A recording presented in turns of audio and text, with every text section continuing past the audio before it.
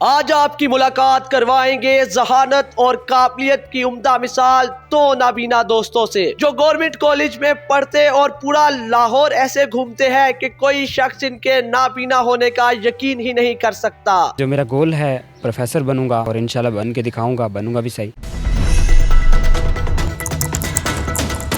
Sir क्या नाम है आपका? मोहम्मद हफीज़। आप सर? मोहम्मद अहमद। अच्छा हफीज़ साहब, आप स्पेशली दोनों भाई मैंने देखा आप रोड बड़ी बहादुरी के साथ क्रॉस कर रहे थे, तो आपको आता है हॉस्टल का रास्ता? आप कैसे आए आप?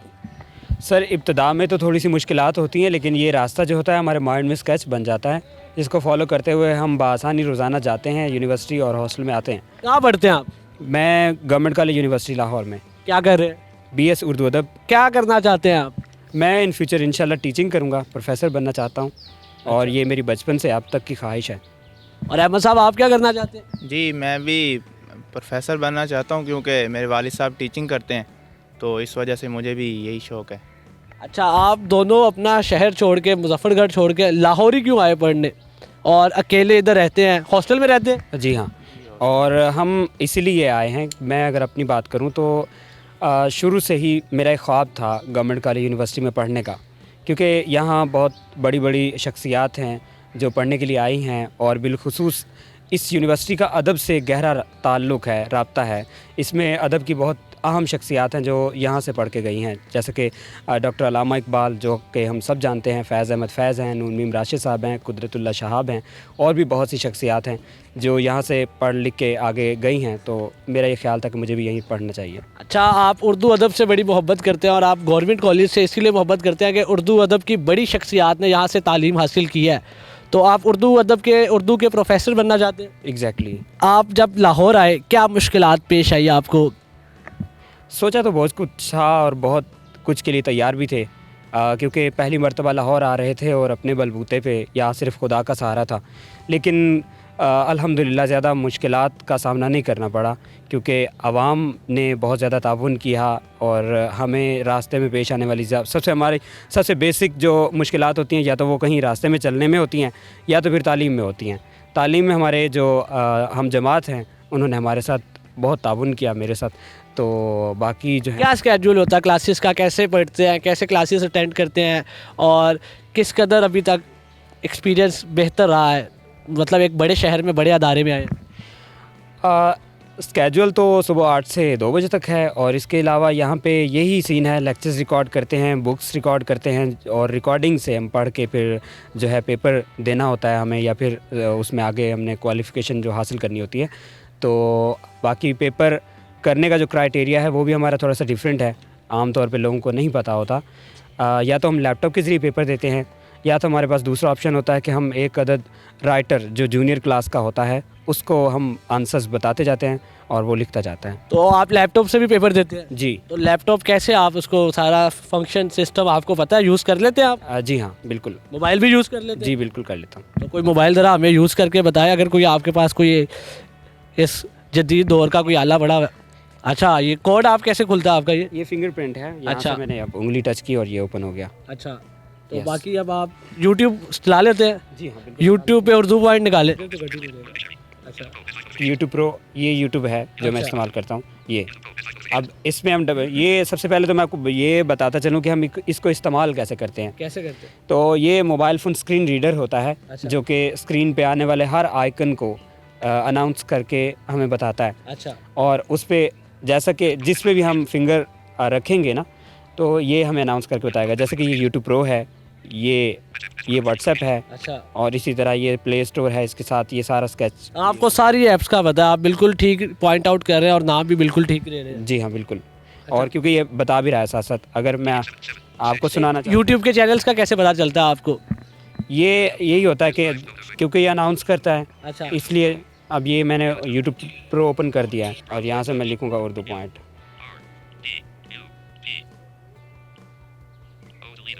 बिल्कुल ठीक लिख रहे हैं आप। ओके, ये मैंने सर्च कर दिया। अच्छा ठीक है, ये आ गया उर्दू पॉइंट, माशाल्लाह।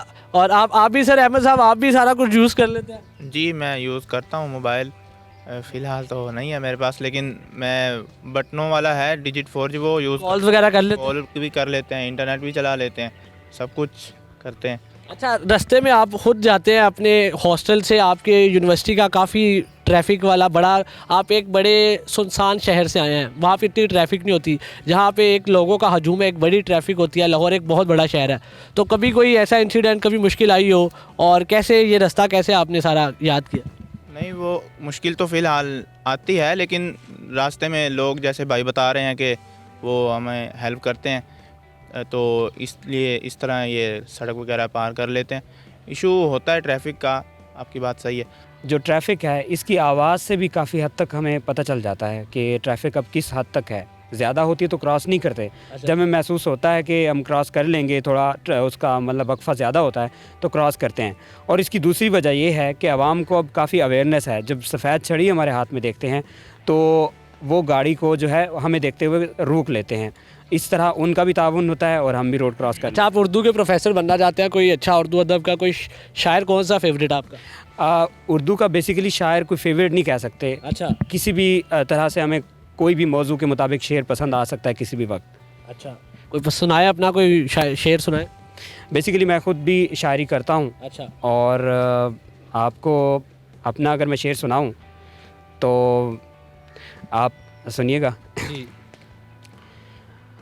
अरसाए ख्वाब को इस तरह संभाला हमने, सुबह के बाद भी देखा ना उजाला हमने।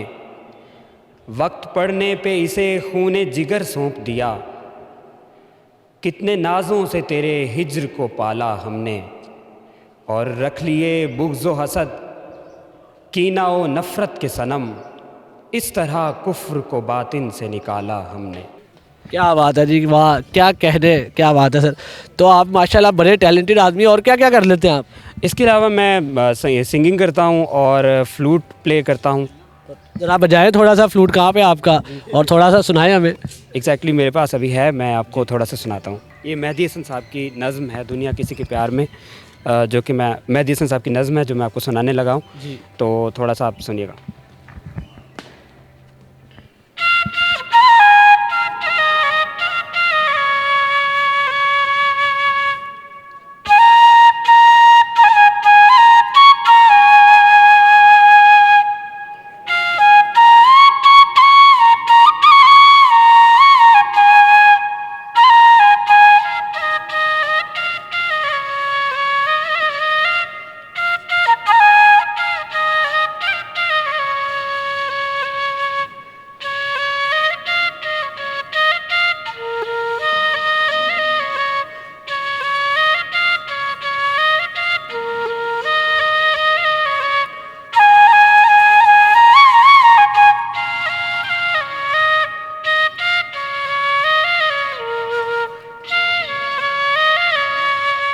कोई ऐसा ख़ास इंसिडेंट कोई हुआ हो जिसने आपको मोटिवेट किया हो या आपको डीमोटिवेट किया हो?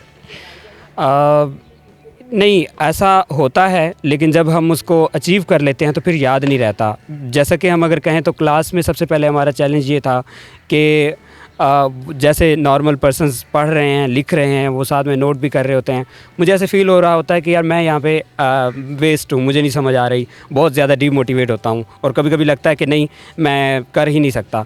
लेकिन जब बाद में उसी चीज़ को अचीव करने की कोशिश करता हूँ और अपनी तरफ से पार्टिसिपेट करता हूँ क्लास में, तो एहसास होता है कि नहीं, मैं भी कुछ कर सकता हूँ। अच्छा, आप लाहौर में आ गए हैं, अब लाहौर से क्या जीत के जाएंगे, या लाहौर में ही रहेंगे, या लाहौर में कुछ बन के जाएंगे? लाहौर में जो मेरा गोल है, प्रोफेसर बनूंगा और इंशाल्लाह बन के दिखाऊंगा, बनूंगा भी सही, और वही कोशिश कर रहा हूँ। अभी मेरा चौथा सेमेस्टर है और उसके बाद इंशाल्लाह यहाँ पे ही मेरी ख्वाहिश ये नहीं है कि प्रोफेसर यहाँ लगूँ वहाँ लगूँ, लेकिन लगना चाहिए।